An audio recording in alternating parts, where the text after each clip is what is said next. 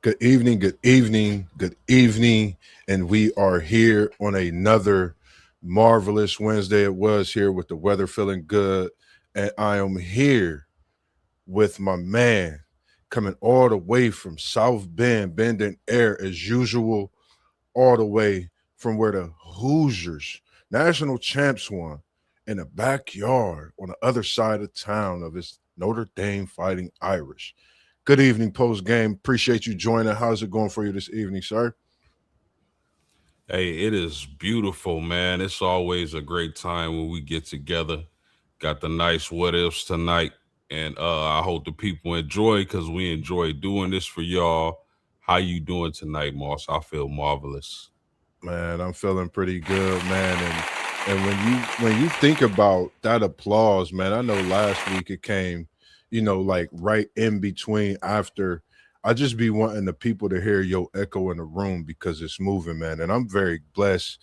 I'm thankful to bring the people another great show this evening. And we've been heating up with this what if. And when it comes to the sports world, we know it's so much out there to talk about when you talk about what ifs, but we really like to dive in and have our little talks to give us things to really talk about more. And we appreciate everyone tuning in this evening, tuning in tonight as well, taking time out of your evening, whether you with your family or you just chilling, doing what you do, and tuning in with the guys here, WTP Sports Dudes, myself, MossBurgh, and post game as well. And we appreciate you tuning in and being here this evening. Official Doe. Shout out to Grow Up Clothing Brand as well. And the first question on the slate, I think for me, one of the greatest, and before I get to that, man, shout out to Papa Whitmore in the building. My guy, MossBurgh, my guy, Mr. Whitmore in the building. We appreciate you birthing a legend and your son, young post, and as he say, mid post, low post, mid post, high post game sports, and you was able to give us this great gentleman to be able to be here tonight and throughout the week and since the first time meeting. So appreciate you being here this evening, and my son post MFing game. We appreciate you, and the support is always here. Mr. Whitmore as well, straight from C Bus, Mossberg in the building. And the first thing, and I think this is one post, I think this Oh, is going to have the people shaking. Go ahead. I'm be- sorry. before you get to that, man, I just want to say, man, shout out to Pop, man. I wish that I can share some stories about him on screen, but I don't Man, think that would be wise, with the YouTube guidelines. And I'm trying to actually get him on the stream with us. He acting funny, man. But I'm yes, trying to sir. get him on the stream with us. It's gonna be fireworks when he finally decides to come on. But I'm definitely trying to get him on. You gonna enjoy it. Yes, sir. Yes, sir, man. Can't wait to have him on, man. As much as he tuned in, he's been tuned in from the jump as you have been, and it's just a blessing. And he said, my twin, he's just looking better now. He get his looks from you, Papa. As they call one of the great late greats, rest in peace, the big man. So we're gonna get into it. We're not gonna hold the people up.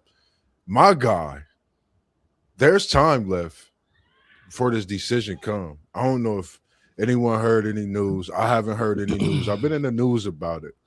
And my biggest what if for me coming from the sports this season, going into the off season, drafts around the corner, what if AJ the Panther stays at BYU? Give Provo another year of what we seen this year is greatness and more. What's your thoughts on what if AJ, the Panther, stays at BYU post game? Talk to me. My goodness, man. Uh, if AJ DeBansa decides to stay in Provo for his sophomore season, his sophomore campaign, I think he would have a really great chance of winning National Player of the Year. And depending on how their roster is constructed, because they lost a lot, they did just get back their point guard in the portal, Robert Wright, I believe, decided to skip the portal and come back to BYU. But they're going to need to, if Dabasa does come back, they're going to need to surround that young man with some shooting, and they definitely need to get some bigs because they lost all their bigs. So as long as they continue to do the work in the portal, you got AJ Dabasa, probably the best player in college basketball coming into the season next year if he decides to stay. They do that, and the sky's the limit for BYU. Definitely. What's up, T1? What it In the do? building. What it do? In the building. Don't hold the people, City League TV, Good. T1. Ask somebody else, the man of many hats, so many names in the building. How's it good? It's good to see you with the day off, but the day working this evening. You already know it's great to be seen, man, and it's great to see my brothers. You know, I lost track of time, and I always lose track of time, and I be trying to tell y'all, like, somebody got to give me a call. Because sometimes I'll be available, but like I tell my students, I also have ADD, ADHD. I got all the stuff y'all got because they be trying to make up excuses, and I let them know I got it too. You know what I mean? I had it since I was a kid, but I'll be forgetting. And I was on Facebook, and I looked at the time, and I said, my brothers is on. I got to get on there. And then I see you rocking City League today. And I already talked to you about, because I'm about to call you Moss Thumbnail Berg and Highlight Berg, because you've been out here working, man, and I see you working. Appreciate it. But we need that, though. You know what I mean? For where we're going, we need that. I got you, man. Anytime, man. Any day, man. I've cleared my schedule for what we do. As I said, I think what we have is special. I remember the night we talked till 12:31 in the morning, not to get off subject, but in the building, man. We remember these talks in WTP in the comments, but it's just good to see you. And I'm ready to put that work in because I see the bigger picture. And we also got to tap into the coaches out there of City League, because I got a phone call this morning, and I think it's starting to happen right before our digits on our phone and as we are scrolling City League TV, T1. So we got to have that conversation. Coach's Corner, City League TV, and more with MossBurgh, Post, T1, and the homies, for sure. Yeah, it's like, hey, like that City League movement, it is really, really taking off, you know what I mean? And, you know, I've been out, you know, trying to find editors and, you know, trying to find somebody to come in, and I haven't met that person. And I guess it's because it's supposed to stay in house. So, you know, I just moved the way God moved, and I've been seeing you work, Moss. And like I said in the text, man, like the podcast gonna get started before the football season, and we're gonna get out there during the football season and get to every team and talk to every coach and get ready to lay this hammer down, like, you know, it's got set up to be and do. So, you know, we just moving and grooving and moving along, and it's all gonna pop. Good to see y'all, though. Let's go. For sure. Where y'all was at? We talking about AJ Dabasa, and it's what if. It's part 4, and we've been talking about some good stuff. Why not talk about what if AJ Dabasa stays at BYU? I think we cooking with fish grease, because we know his pops, as we see Mr. Whitmore in the conversation in the chat. We know what parents do and how they are about athletes and their well-being and education. And we see he have a great upbringing, and that's been a talk, his education being first over his basketball career. Not to mention BYU has one mega star coming in as well. After they just got AJ Dabasa #1, they have a #6 coming in this coming year as well. They have money. That's because they have money. If you want to talk about what they have money, and apparently they're ready to spend it. And one thing that I've been talking about since they started this NIL thing was, why rush off to the NBA or the NFL or whatever, whatnot? Why rush off? Enjoy your life as a teenager and going into your early 20s. Enjoy your life. They're giving you a bag, get your degree, and then go off and do whatever it is you're supposed to be doing. But get you an insurance policy just in case you get hurt. doing what you're supposed to be doing. But like a cat like AJ, your insurance policy is great. They already know what your potential is and the amount of money that you can make. So I really wish that these young men and women, well, the women can't go, but I wish these young men would stop going with eligibility left when they're allowed to make money. Make your money, get your degree, and then go. Enjoy these years because you'll never get them back. Yes, sir. I totally agree. For me, I think I of course, being a BYU fan, some of it might be a little biased. Would love for him to come back and get his education. Of course, I would want to see him go pro. But I think overall, I want to see him come back. I've watched his story. I love what his parents are molding him to be. They're molding him to be that young man, like you speak on T1 City League. And I think that's something. I think if we have, like you say, and we've talked about that athlete that stays 4 years or be loyal to a university after they put so much into them, that could be something special building, and we never know what that could start in the years to come. We could wait and see athletes develop for the better version of them after those few years instead of going through that turmoil early in their career. Any other thoughts on this one post game? No, I mean, you guys make great points, and I do agree with T1 that, nowadays with the bag these players are getting, it's like, what's the rush? But, fellas, when you projected numero uno, oh, man. Yeah, right. That's when that post game. That's when that stuff gets thrown out the window. I don't care if it's number 1, 2, 3, 4, 5. It could be 6, 7, 8, or 9 or 10. But we want them to get their education. But if you like number 1 or 2 or something, like, you better already have a bag and have mom and pops there and everything is great. And that's what I say about the education. But if you're number 1, there's nothing else for you to do on that level except for go and win a national championship for your university. And I like that part. I wish that we can get to that point to where these kids will stay and we can see teams develop or grow or whatever. Right now, it's all microwave teams who can put the best team together with the most amount of money, and that's who's going to win. Yeah, agree. And it's good to see WTP Sports dudes in here. The man that put us all together, he said AJ would be making. That's Rob, Mr. Brown, for y'all that don't know. Yes, sir. Yes, sir. And man, it's just something because we know how special he is, and when we heard that talk going around, it's like we got to talk about it. We got to, go to it and tap in a little bit. That's just me. The next one we got, we're going to switch it over. And before I talk about this boxing, I want to shout out Linnell Walton, straight out of Columbus, straight here out of our city, man. Rest in peace to his pops, man, from the hood. And that is WTP, man. His son is one of the greatest in the world. That young man is on his way to something special. City League, I'm going to need you next week if I'm able to get this interview set up live with Coach Vonson, trying to get the homies all right at where it started at Lula Pearl, getting some of the training from some of the greats. And Coach Johnson, even Buster Douglas being there with the young fella. It's just good to see his career excelling. Somebody from our own backyard, their son being able to hold that torch and be a great at what he do.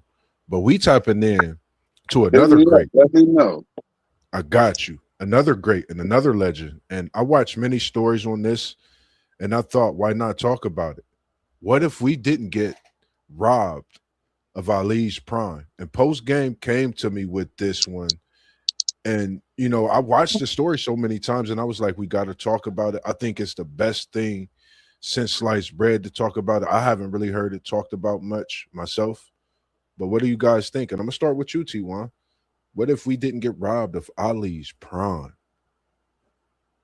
We would have just saw some more greatness, man. Ali was like one of the first, just one of the greatest sports entertainers of all time. And you have to throw that entertainment in there. And since he had the skills and the talent to box as well as he did, I mean, that just made it even better. And I'm one of them conspiracy theorists to where I feel like they did something to Mr. Ali, and because they did something to him in his prime, and that's what we're talking about right now.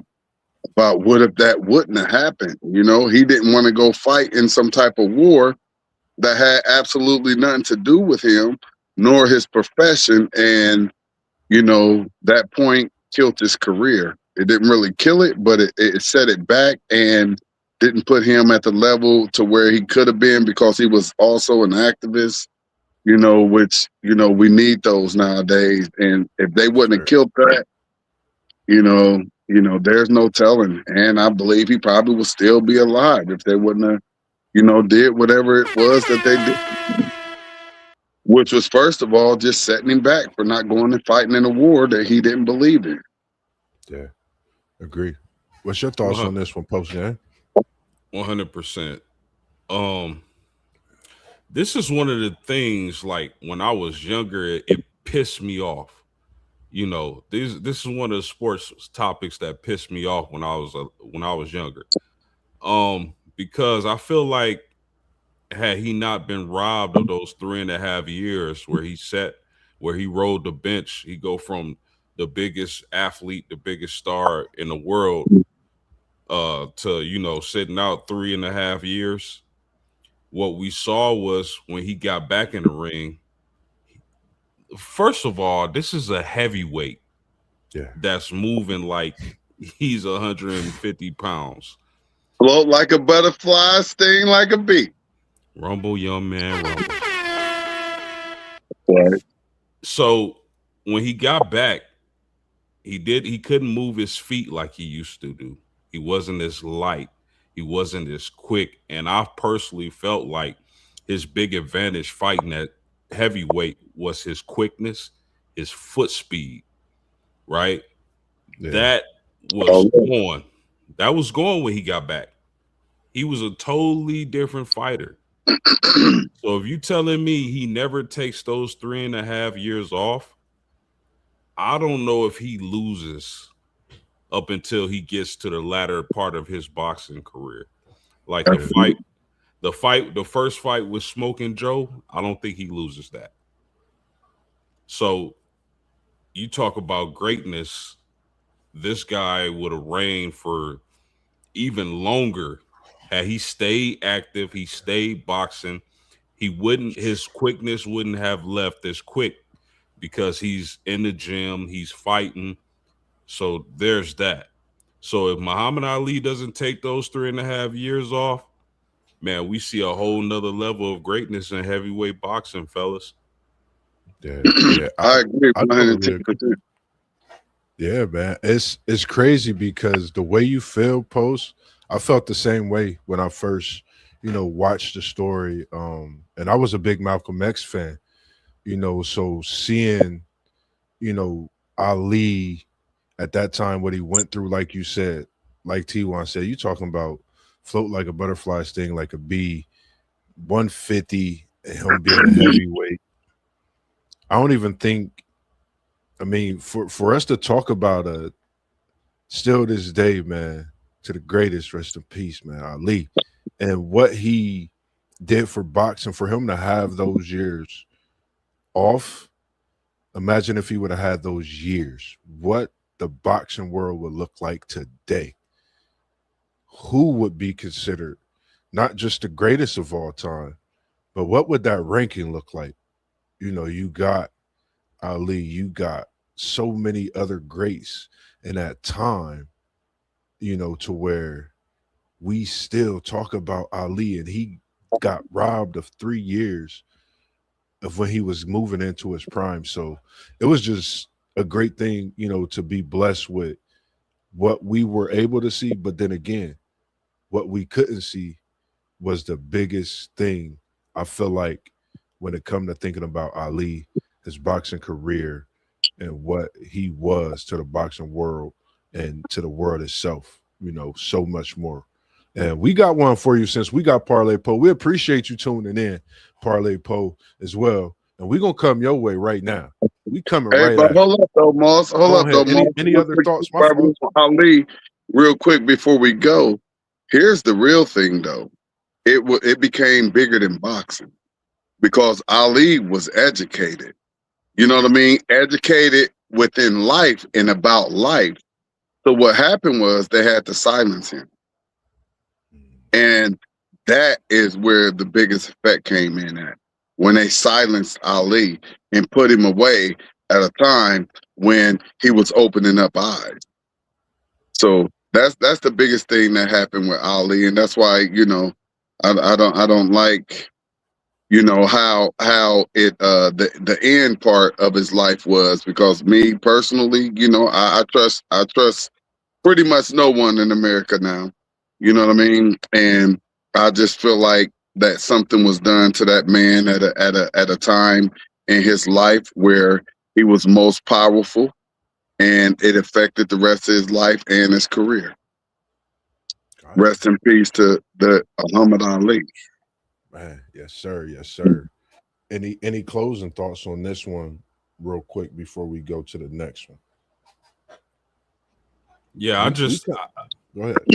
I know a lot of people, like, if whoever's watching this, like, if you're not huge on boxing, like, it's not normal for a heavyweight to have the type of speed that Muhammad Ali, rest his soul, had. That's why him sitting out those years and losing that speed changed him as a fighter so much. So, I mean, for you to be that big, have that size, and have the speed like that, that's devastating. Yeah, Yeah. that's a great point post game. Because he was just to be that big and be able to float like a butterfly, but sting like a bee. I mean, wow. Ali. Rumble, young man, rumble. That boy, He was I don't, fast. Like you said, post. man, That was a good point, because I mean, just his hand speed and his footwork was immaculate. man. It's like, I bet fighters really was watching his feet work and getting their head knocked off because they didn't know what to do. Sometimes I bet you a couple fighters could probably admit, like, yeah, I was watching his feet and got my head knocked off. It was just special to see, you know, what I was able to see, you know, but I could only imagine for those who seen him, man, like how special that was. Like, just watching boxing and watching a man like that, family night together. So, man, shout out to those, man. And shout out to the great, like you said, T1. And it's good to see brother been tuning in all week for the past few weeks for a while with us now. Anthony Manzano, it's good to see you in here with us as well. And WTP said Ali is still the greatest. And Anthony Manzano, he said, why is it that people underrate how great of a boxer George Foreman was? Because it seems like people assume he was just a trash boxer in terms of his defense. George Foreman was cold, so that would only come from somebody who didn't know nothing about boxing. George Foreman was the truth, and he just came with that power, like the Yes, power sir. that like some type of a character or Jolly Green Giant or something. Like when I first saw him, I just saw straight power and strength. So anybody that doesn't give Foreman respect, they just never really watch boxing. Yeah, yeah. I agree. Any thoughts on this one, Post? We cooking up right now. Appreciate the comment, Mr. Manzano. Good to see you win again as well. Listen, I can't speak for other people, but I just know, like, for myself, and I know T1 just hit on this. Like, he was ferocious. Okay, Man, he was ferocious, a man. monster. I don't think anybody would want to stand there and exchange blows. At least anybody I know would exchange blows with a prime George Foreman, even in the latter stages of his career. You know, him being so old and winning a championship. But Yeah, I mean, that dude was a devastating puncher. I think he's one of the greatest heavyweights ever. yeah. I don't I I agree. don't I don't underrate him at Where all. you post game? Yeah, I What's that? totally agree. Oh, he Go said he ahead, with T. it. Yeah. I totally agree with you, Mr. Mazzano, because I don't know why people would think that Foreman is not good in any way. He was a guy I watched. I think, it was that fight with Riddick Bowe back in the day. I remember watching quite a few George Foreman fights, man. And when you talking about George Foreman, just think of seeing a guy that size, some say undersized and whatnot, slow, no defense. You could say Charles Barkley and George Foreman, two in their sport that everyone feared. You're not gonna get on that court and say nothing disrespectful to Chuck. You're not gonna get in that ring and not get hit by with a left hook or a right hook by Foreman. That's just it. So I see the next comment and he said, "No, this is coming from boxing fans, hardcore ones at that." Everybody has their own opinion. But for us, we like what George was doing in that ring. And don't forget, many that might say this definitely use that Foreman grill, made them some burgers in the summertime, even if the winter, if they get down like me and my family. But, that's topic for another day, man, that Foreman grill. Can't mention Foreman without the grill. Let me remind people, like when it was announced Ali and Foreman were going to fight, people were scared for Ali's life going Yeah. against George Foreman. Right. Yeah. Because he hit so hard. Like, I got Foreman, like, definitely for me, like we say, everybody have their own opinion. But, like, my top three, like, for real, is Ali, Tyson, and Foreman. And, I rock with that top three against anybody because you're going to get power, you're going to get footwork, and then you're going to get a sledgehammer. And then another sledgehammer. And he underrated. And I think Foreman's underrated. And of course, we might have seen the defense that people say, but I think he's an underrated fighter. I couldn't even really see the flaw as much as everybody would say with the defense, if that makes sense, because of how great of a fighter he was. That's just my opinion. And Anthony Manzano came in with another comment as well. Appreciate these comments as well. And he said, and I think that line of thinking comes from because they're comparing him to Smoke and Joe and Muhammad, who were elite boxers in terms of their footwork. Got a great point. Definitely I like got that, a great point but there. I will say this for anybody who doesn't know who George Foreman is. I would like to know, outside of Tyson and Ali, like, who would you put ahead of George Foreman in his prime that would want to go up against George Foreman in his prime? Man. For any viewers out there that are not George Foreman believers and think that he may not be in the top five, who y'all think who y'all gonna put above him outside of Tyson and Ali in his prime, that he wouldn't go in there and catch him with one of them haymakers that he brought back from Mississippi and he'd be connected with you? You about to go see Jesus. Yes, sir. Yes, sir.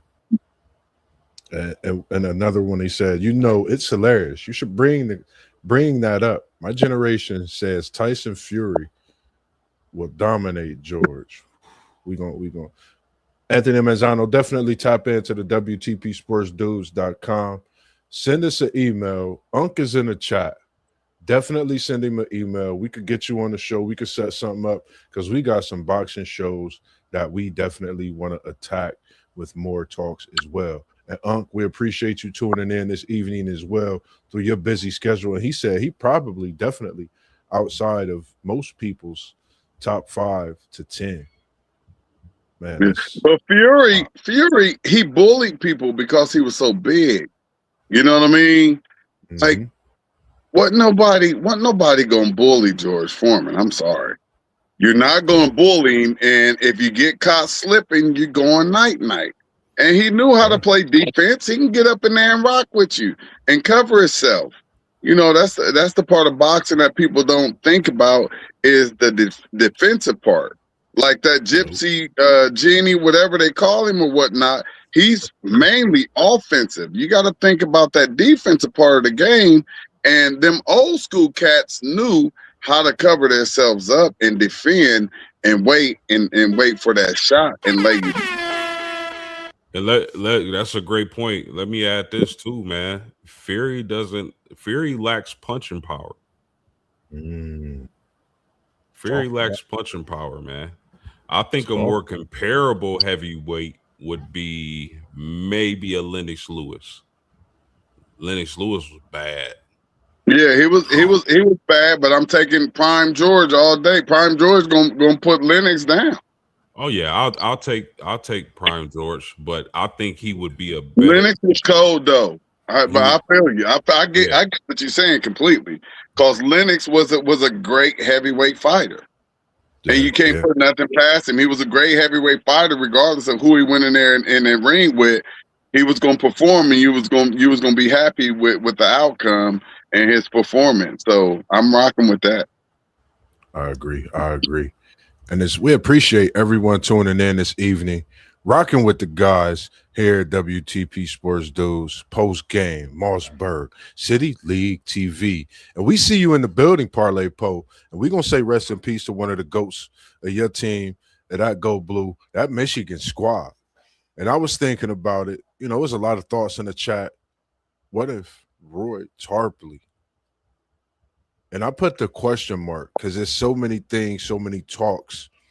I like respectively talking about someone, understanding, we have our opinions and things, but rest in peace to a great, in my opinion. I really looked at Tarpley, seen everything and looked at so much. I just say, man, I wish I would have been able to see him up close with my own eyes. And I think this is a great that will always be etched in Michigan history forever. What's y'all's thoughts on Roy Tarpley? And the thoughts and the talks was, what if he didn't have these issues with the drugs and things like that? So, I kind of leave that out the window. But what's your thoughts when we talk about Roy Tarpley, that great big man at Michigan? I just like to give big props to Tarpley and what he did for the game of basketball. Great player. Not an all-time great, but we know about him because we know his name because he went in and put in the work. So, RIP, condolences to the family and everything. And, appreciate everything that he gave to the game. Like everybody that go out there and play, they get their all. And that's one of the players that gave their all and they put in work and gave cats buckets. Yes, yes, yes. What's your thoughts on this one post game? yeah. I mean, I echo what he said, man. Rest in peace to him. This guy was a 6'11", what 230, 230-pound power forward. Did great things at the University of Michigan. Got a Big Ten championship. I believe he was Player of the Year. Double machine, man.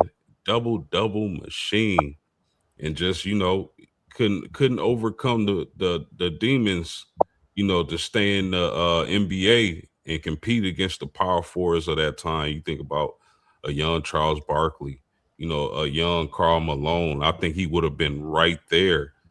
First team All NBA rookie, or yeah, first team All rookie team. So I would imagine had he got himself together, and I wish he would have. He would have been right there with those guys. I agree. And, for me, I agree with what both of you said. The double machine, like you said, the big man and what he did at Michigan, T1.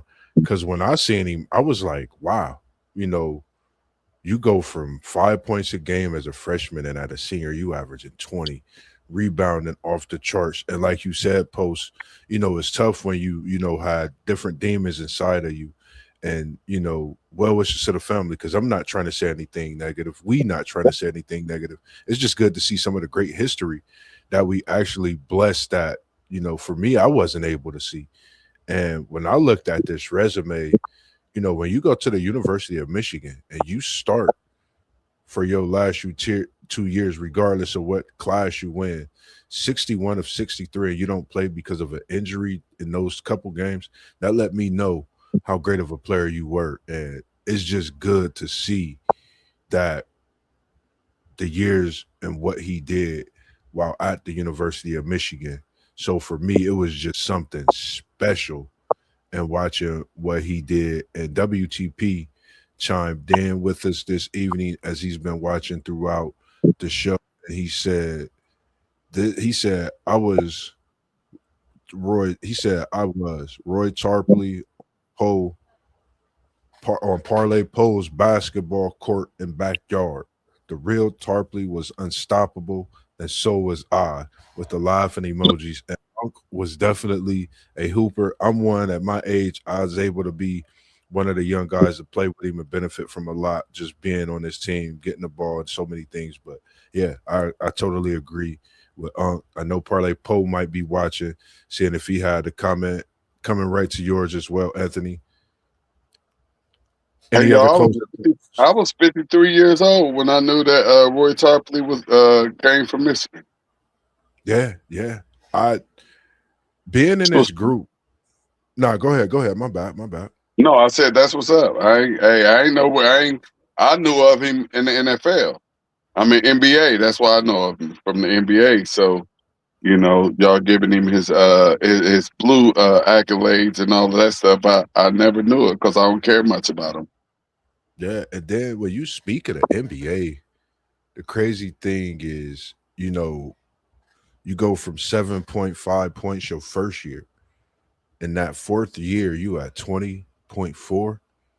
He That's was, it. he was definitely he was, and like I said, from the average fan, that's Yeah. where you got to know Roy Tarpley. You know what I Yeah. mean? And he gave them buckets. So if you was a fan of basketball, you couldn't do nothing but respect that man out there on that court. He gave Yes, whoever sir. he was going up against buckets. So all due respect. And once again, rest in peace. Yes, sir. Stabilized vision. Appreciate you in the building. Appreciate you in the building. That's a nephew, part of the WTP, part of that Brown family as well, man. And it's good to see him and the work he do. Make sure you tap in to Stabilize Vision, man. That's Zyrone Brown, man. I go in, I watch so much craft that he do City League TV. It makes me want to get better at what I do. So I'm glad that he's in here, seeing what he do and his vision with Stable Eyes just give MossBurgh that continuous effort to know that he can continue to do what he's doing and be at a different level one day. As I've watched Stable Eyes grow from the concrete jungle and where he's at now, man. It's good to see you in here. And Mr. So, Mazzano, go ahead. Okay. Coming to Mr. Mazzano, he said another what if for me, and I seen the ones you had previously, and we going like I said, I want you to definitely tap in because what you dropping in here, Mr. Mazzano, like you did the other day, is some Jews, and I greatly appreciate those Jews you giving us in here as well because I want to set up a show with you, get a live interview talks like we said with Justin, Miami, and some other guys of that Miami Hurricane side as well. Another what if he said if Arvydas Sabonis had came into the NBA a lot sooner than he did. He was past it by the time he came in. I watched the story on Arvydas. He was supposed to come in about 3-4 years sooner and be pretty much changing the NBA at that time to where you really seen these big men from, Europe and different countries. I can't think of exactly where Arvydas Sabonis is right off the back. That's my boy's guy. But he was a special gem. Any thoughts on this one, fellas? I mean, he played in Portland, right? Yes, sir. I mean, I don't feel like he came in too late or nothing. When he came in, he put in work. I would have to give him the same respect that I just gave Roy. Sabonis came in and put work in the NBA, and that Portland team was pretty good all the years that he was there. They just wasn't able to get up over that hump. So I got big props for Sabonis. I give Sabonis big props as well. But had Arvidas came into the NBA earlier, when he got to the How NBA, earlier? What do y'all mean earlier? I thought he came in and put in work and everything was fine. What do y'all mean by earlier? he did come in and put in work, T1. You absolutely right. He put in Yeah. work. But I'm saying, had he got in there 5 years earlier while he was still in his prime, Shaq dominated Arvidas. Had that Yeah. been 5 years earlier, I think, of course, Shaq gonna get his. But Arvidas would have made that matchup very interesting.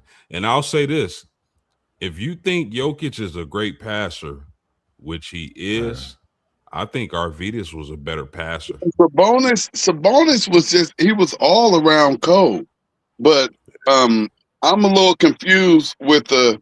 It's not really an argument. We're just having a discussion about if he came in 5 years earlier. Because if he did come in 5 years earlier, he may not have been mature to the point to where he was when he was at that fifth year when he came to the NBA. Because the NBA is still it's a different game. So and then with him coming in and dominating like that, I just will have to say that we all gonna say you never know because he may have came in too early and wasn't able to develop more and get past the ceiling where he was at. So just from what I saw, I thought he came in probably at the perfect time for him and his development and what he was able to do on that court because he still played double-digit years in the NBA, correct? Well, sure, he played over 10, and that Portland team was great because of him. So if what if he would have came in a little early and it would have stunted his development and where he was able to be and have that longevity in the NBA. So that's just where me. I don't always like going against the grain, but I ain't got no problem with it. You understand what I'm saying? Post game, but 100%. you know. 100%. No. I mean, the thing is though, when he got to the league, he was already 30, going on 31. He had lost his if you remember, his knees were always wrapped up. He couldn't move like he was moving years before Yeah. overseas. That's what I'm saying. The difference would be like he could actually move back then. About time he got to the NBA, he had lost a lot of that athleticism. And he could Yeah. have lost that quicker if he came to the NBA 5 years sooner at the age of 25 and got beat up a little bit, something that he wasn't used to when he was over there overseas. And you never know. That's why I say I think he had a great career and came in when he was supposed to come in because it may not have been as successful if he'd have came in a little earlier, although he would have been much more talented. Yeah. I agree. I like that one. And That it was was great. just I like that one uh, too. definitely, man. And we gonna keep it cooking, man. We got some good ones up here. And I was trying to throw one in for everybody. I don't think I got yours in on the chat, T1. I'm glad you were here because you might be able to cook with some fish grease for a couple minutes on this one. Because I'm gonna come at you with one here in a few.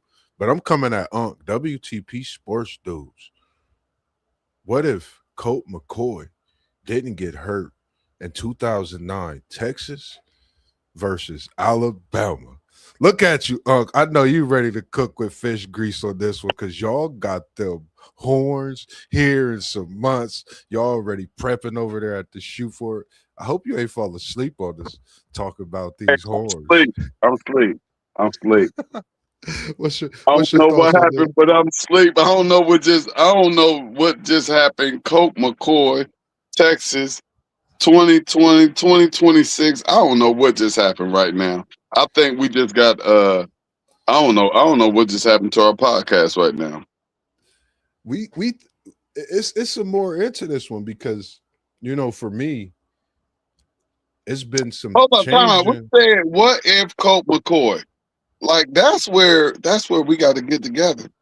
And right here, I'm throwing that question up out of here. That question ain't hitting this podcast. You know why it's going to hit this podcast? Because it's Moss B. And this literally changed Texas and their program. You got to think when Texas lost this game, who got their first national championship? Saban. What did Saban do after this over at Alabama? Build a dynasty.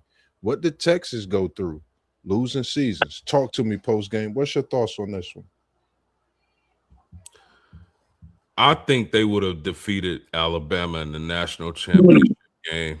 It would have been a close game, but I think ultimately Colt McCoy and the Longhorns would have prevailed.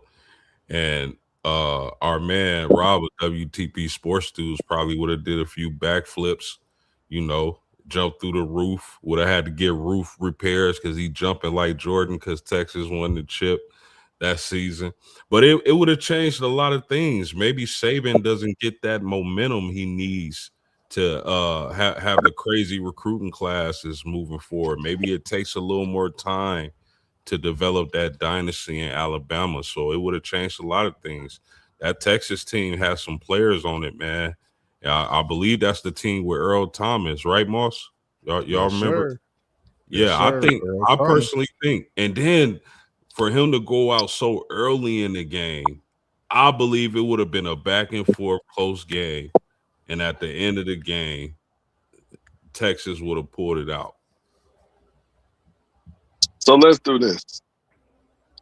Let's say that there's no tuck rule. Tom Brady got sacked against the Raiders. The game was absolutely over. There's no first Super Bowl. There's no nothing if that happens. It didn't happen.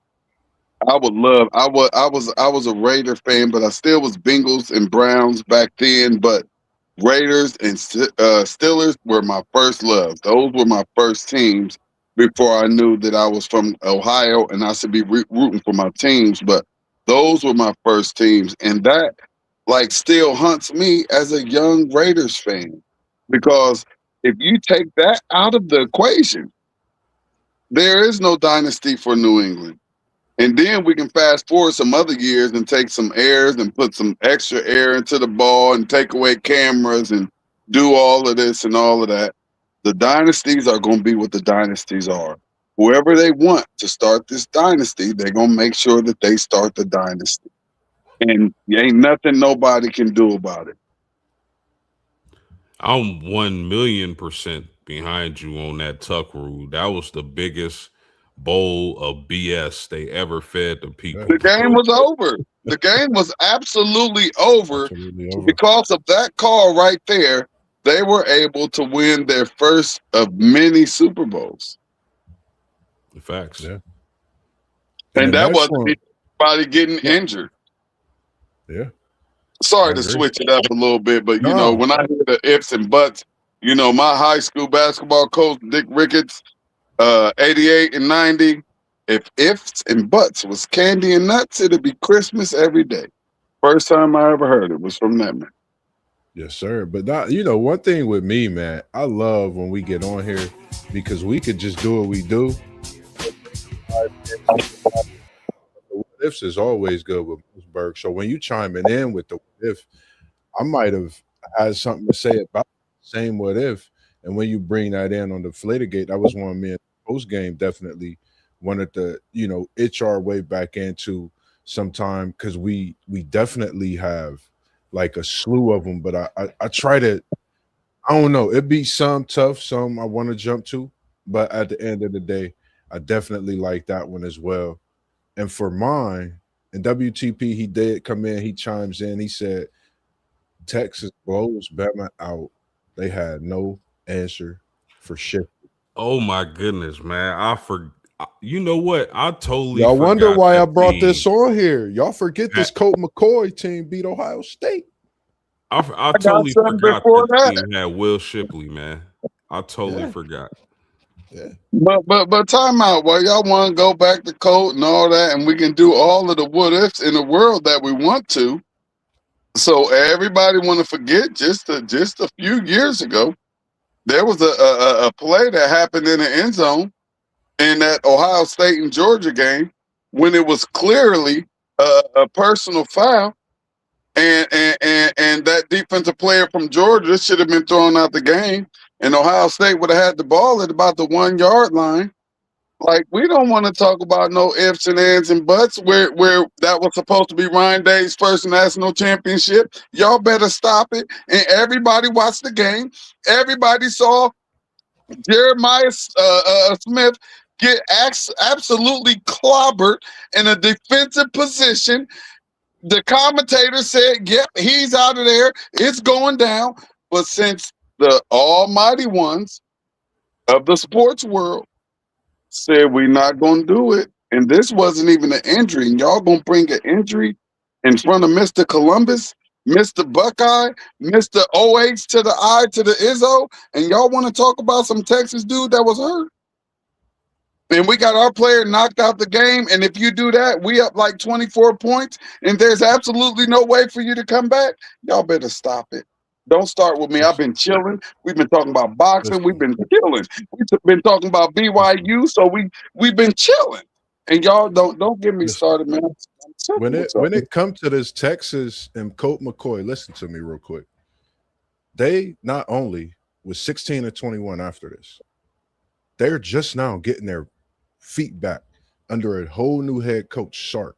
This is years later. This is over 15 years later that a team is just now getting themselves back in position. You know, Charlie Strong couldn't do it. Nothing against the people they brought in, but you seen the domino effect. Like you said, Saban went and built a dynasty during that time. So you got to think when you play Alabama, they're going to add its smoke. Who built it, or did they build it? He built it with the players that he brought in, and the players bought into what Nick Saban, you know, was doing at Alabama. I think, you know, that's just my opinion. I think he built something great.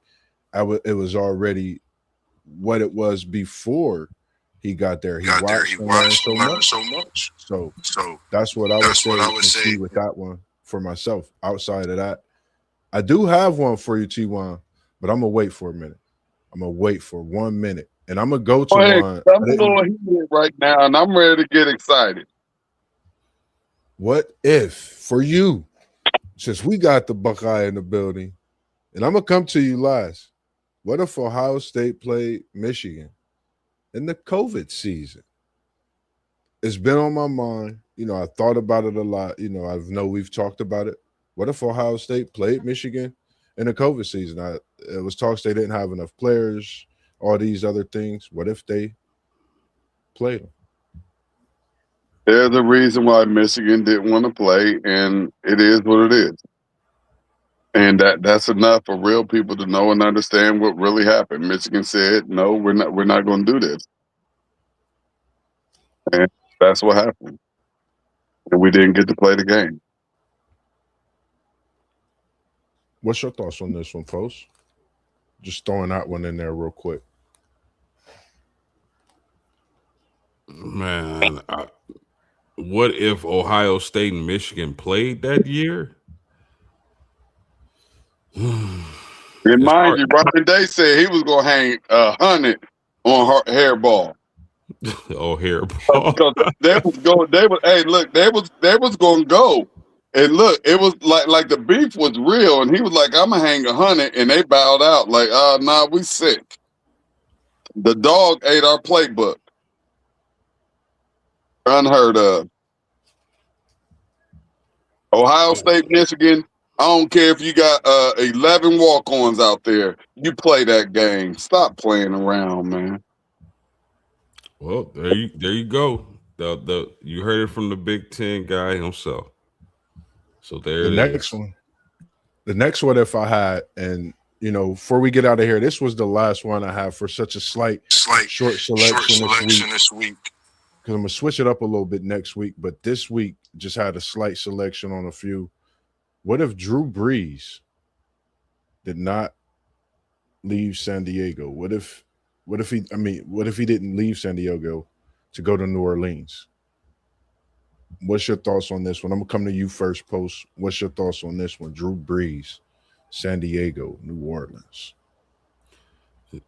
They probably still are the San Diego Chargers, for one, if Drew Brees doesn't leave. You think about LaDainian Tomlinson, Drew Brees, and Antonio Gates at tight end, along with the receivers they were able to draft that were really good. Their defense being solid. I believe that the San Diego Chargers, with a healthy Drew Brees, would have won a Super Bowl. One of the dumbest things ever was them letting Drew Brees get to New Orleans. Man, once again, y'all know me. Probably didn't see it at the beginning, But that San Diego squad, I mean, they were nice.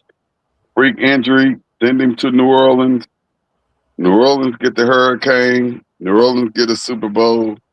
Drew Brees, 6-foot quarterback, gets a Super Bowl. I don't know why they do things the way they do it and how they do it, but I'll just be watching sports now.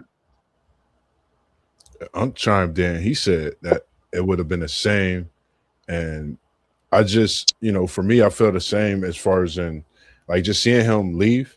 You know, like you said, I don't think they would have changed their name if he stayed. They definitely still that same team, but I don't think they've gotten over that hump really. If you think about it, New Orleans has gotten the Super Bowl. They've been in position, I would say, multiple times. San Diego have gotten the LA Chargers now have gotten these draft picks, have gotten Justin Herbert. I don't know if that's their way of looking back on that. I have no idea, but I think when you look at some of the moves that's made when it comes to one like this, whether it's an injury as well, even I think it can, change it could alter the organization, the team. You could have that setback. And some organizations have been set back for quite a while from different moves that they've made. They just haven't been able to get back to their normal self. And Mr. Mazzano, he said it would have made no difference. They would have still drafted Phillip Rivers with Drew on the roster. But that's what I was thinking. Like even when Drew left, they had Rivers come in, and they were still a functioning team. They wasn't a bottom dweller or anything like that. The Chargers were still a functioning team that was making it to the playoffs. And for real, at the end of the day, that's all the owners care about. They want to make that money. They want to make it to the playoffs, and I believe they know who winning the Super Bowl. So Anthony, my man, you telling me if Drew Brees was healthy, they would have still been in position to draft Phillip Rivers? No, absolutely not.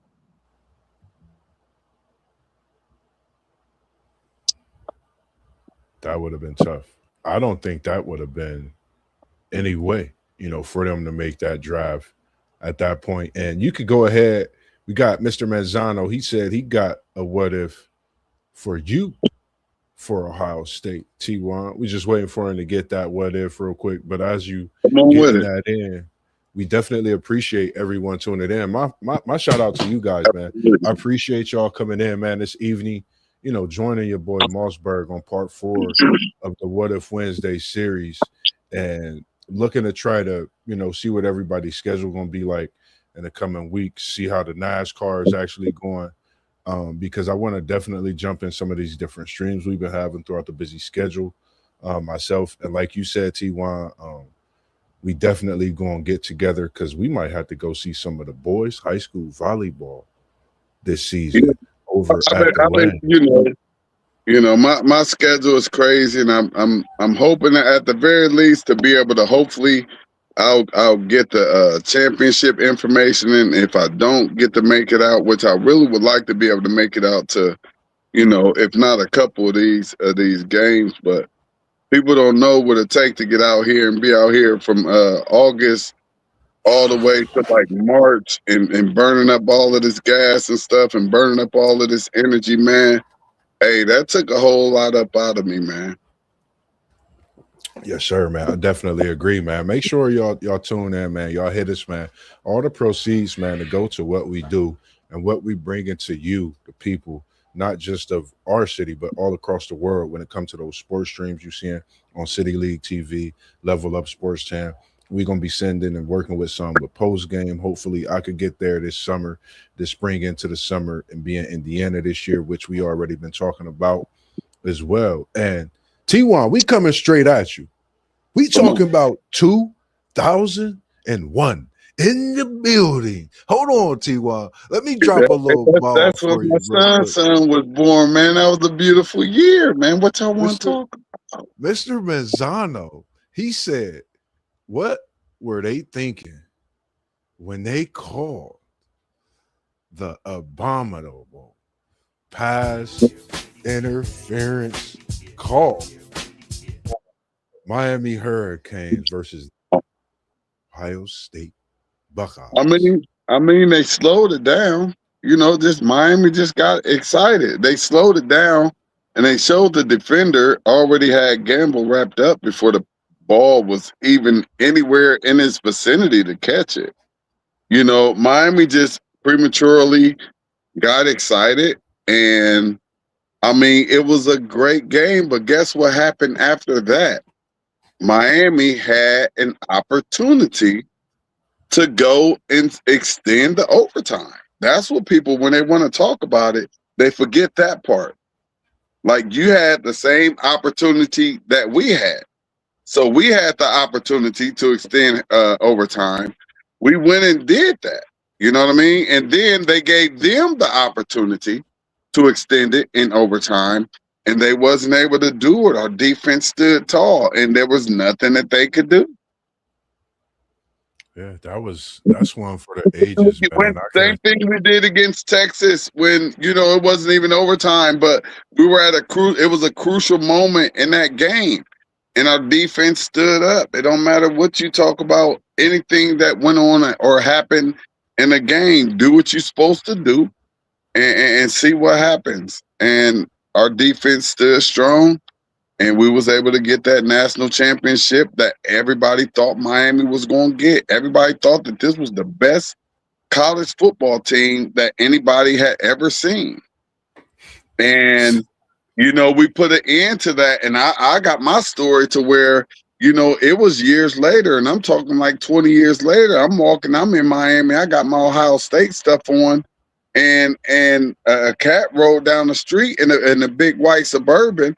I don't know if OJ was in there with him or whatever, whatnot, but he told me, you don't want to be walking around here with that on. So I went and changed into some XK stuff. I got up out of it. I kept my Scarlet on, but I went and took it off. I took heed to what he was saying because he Hey, I looked big in respect. the truck. So a lot of people lost a lot of money in that Yeah, game, and that's what people don't understand about the Miami folk in that game. How much money was lost. There was yeah, millions, if not billions of dollars put on Miami repeating and being the best college football team in college football history. They yeah, lost a yeah. lot of money and they were mad. And years later, I was told to take my stuff off, and I took it off because I was out of Ohio. I was in enemy territory. I went straight back to my Airbnb. I took it off, put me on some XK stuff, and went on about my business. They And they we got ask you they ask you to respect it or check it, T1. Hey, listen here. I ain't had no problems with it. I ain't had not one problem with it. And like I told you, dude, look, just the way the dude said it, and how he looked. It looked like everything was going in slow motion. You know what I mean? He driving down the street, dog. I'm walking. Me and my the current wife or girlfriend, whatever you want to call her, we walking down the street about to go get something to eat, and dude just like, you. I don't know if you know where you at, but you might want to take that off. And I yeah, did not take more than 3 seconds to turn around and say, hey babe, let's go back to this room. Let me get on up out of here, because I know they lost a lot of money with that. They lost so much money, it's not even funny, man. They're still sick to it to this day. And that win that they just got this year wasn't enough to soothe them, but it was enough to allow them to talk some smack and say we beat Ohio State. yes, sir. Yes, sir. Anthony Mazzano, we see all the comments coming in, and like I said, man, the ones that you got, I'm actually in the works of making a what if, and I'm going with the what if injury, with the injury series of some of the injuries we had, because I know I've been mixing it up throughout the shows with different sports throughout the what if series this past 3 4 weeks now, and I definitely want to go into respecting those with the injuries, giving it a little feel before we go into that show, because we know some of those injuries derail people's careers. We know some of them are no longer with us. So just want to respect that show wholeheartedly, and how we go into handling and talking about that show. Outside of that, did anyone have anything else that they had to say before we get out of here this evening? Hey, I just want to give you and post game y'all's props. I'm like in and out. I'm a very busy man. Y'all already know I'm the man in many hats. I got a whole lot of jobs and stuff, and I have a whole lot of things Sure. going on. So I'm not on here as much as I would love to be, but I'm just loving all the setup. I'm loving all the setups. You got the headphones on, you crystal clear, background code. I see post game. He got the money microphone in there. He sounding crystal clear. Everything looks good, and it look like we on our way to doing what we supposed to be doing, looking the way we supposed to be looking, sounding the way we supposed to be sounding, man. And I'm just excited about what the future holds for these WTP sports dudes and the whole family, man. And y'all looking good, man. Y'all looking good. Y'all sounding good.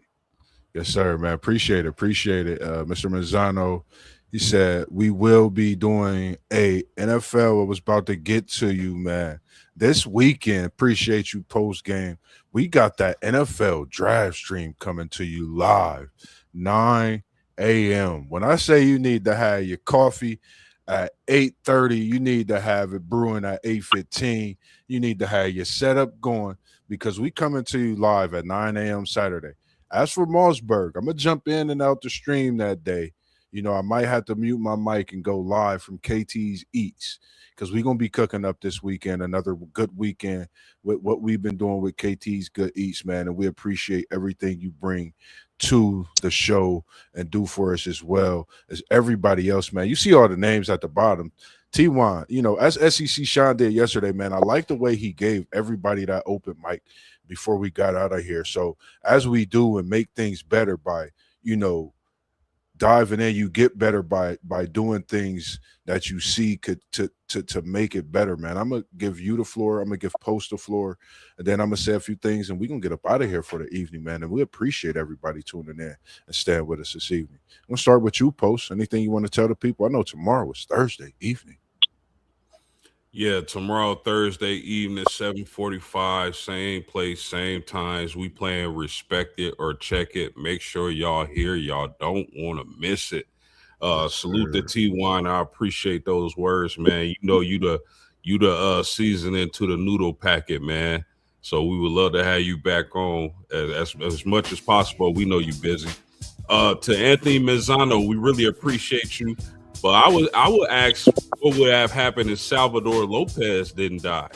I think he would be just as great of a boxer. But other than that, man, my man MossBurgh, I appreciate you like always. Great show. Keep grinding, my man. Appreciate it. Hey, we just gonna keep on doing what we do. Y'all see everything that's strolling down at the bottom.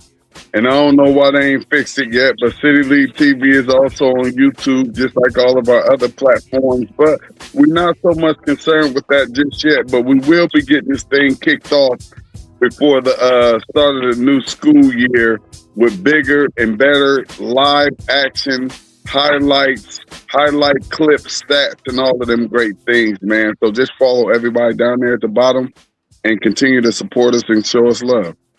Yes, sir, man. As he said, man, appreciate the words, man. It's like I said, man, it's a blessing, man. You come into the room with people and things happen, and I feel we're gonna be shaking so many rooms in the years to come, man, as we already do when we get on here and do what we do best, something that, we felt and found the love, having talking our sports amongst each other. And for all those coaches out there in the City League, if you've came across City League TV, tap in with him. We trying to get a coach's corner talk. Coach Jones from International, I appreciate you tapping that line this morning. My God. And we're gonna definitely, yes, sir, we're gonna definitely get it situated. And I can't do it without you, City League. I can't do this show without you, because as much veteran that you bring to the building, as many games have you already been to, the coaches know who you are. Some know who Moss is. Yeah, we're gonna get it. It's gonna go down. Man. Definitely. And we appreciate the busyness, man. Definitely, man. And we appreciate how busy you've been out there. And as you always do, man, you taking us out this evening. Make sure y'all tune in tomorrow night. Check it or respect it. Y'all know the deal. WTP Sports Dudes. We was in the building. Now we up out of here, y'all.